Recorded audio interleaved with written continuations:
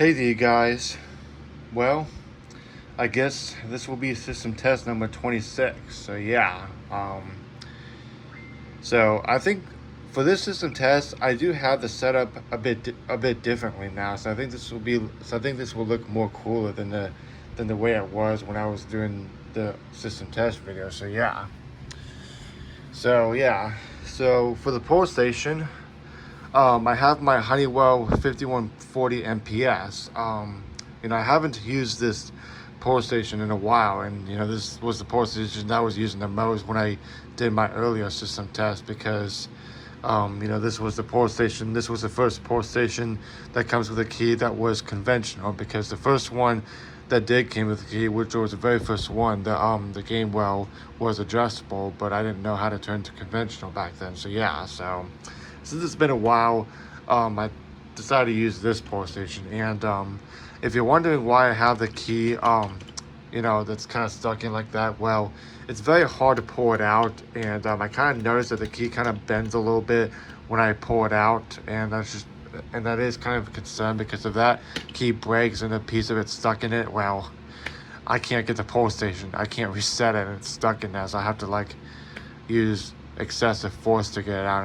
and I don't want to do that. So yeah, I'm just gonna leave it in like that and just only take it out if I'm not gonna be using the pole station for a while. So yeah, so I just decided to leave it in now, just to be safe. So yeah. And for the notification device on the demo board, I have my EST Genesis horn strobe, and yeah, it's not professionally mounted, so it kind of wobbles because in the back of it there's this thing that sticks out and it's too big to fit into the small hole, and yeah, I don't want to cut the hole bigger right now, so I just kind of have to mount it the way it is right now, which kind of wobbles a bit and stuff, so it's not perfectly mounted, but it's the best I can do. And yeah, it's a permanent code 3 horn, and I mean you could set it to continuous, but once it's set to continuous, you can't change it back to code 3. So I'm just going to keep it at code 3. And of course, the strobe is set to 30 Candela. And since the Candela selection is sometimes a pain in the butt, I'm just going to keep it 30. So I guess for me, it'll be a fixed 30 Candela. So yeah, even though it's more Candela, but I'm just going to treat it as a fixed 30 Candela. So yeah. And I don't have a fire alarm in the hallway of my room. So this is why I have it set up a bit differently now. So for the notification device on the guest bed, I have my Simplex 2903 strobe plate with my Simplex mechanical horn. I can't remember what model the mechanical horn is, but yeah, I put my mechanical horn on the 2903 strobe plate. So yeah.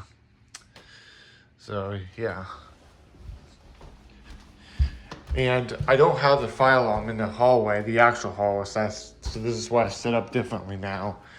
So for a fire alarm that's on the couch in the living room, I have my system sensitive P2R LED L series horn strobe that's set to 75 Candela, and it's set to code 3, the regular code 3 electrical mechanical horn code 3. So yeah, and it's also set to low volume because it is pretty loud.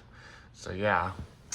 This will be one of the new places that I'll be setting up my fire alarms for a system test is on the living room couch. And moving into the kitchen, on the kitchen counter now, I have my EST Integrity horn strobe that is set to code 3, and the strobe is a fixed 1575 Candela. So yeah, so this will be the setup when I do system tests now, which I think it looks better than the way it was before. It's more kind of expanded out, so this will be pretty cool. So yeah. So yeah. So anyways, let's go ahead and do this. So here we go. 3, 2, 1, go.